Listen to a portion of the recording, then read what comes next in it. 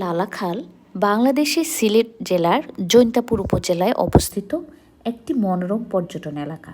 এটি বাংলাদেশের অন্যতম জনপ্রিয় স্থান, বিশেষত নদী নীলা পানির জন্য।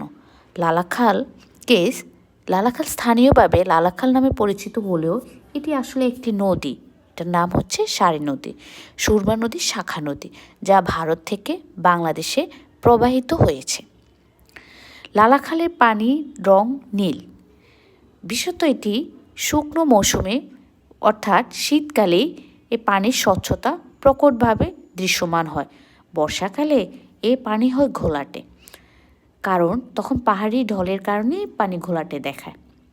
আর লালাখালে ঘুরতে যেতে হলে অবশ্যই ট্রলার বা নৌকায় চড়ে ঘুরতে হবে, তাহলেই কিন্তু এর দুই পাশে যে আসল সৌন্দর্য তা ধরা পড়বে।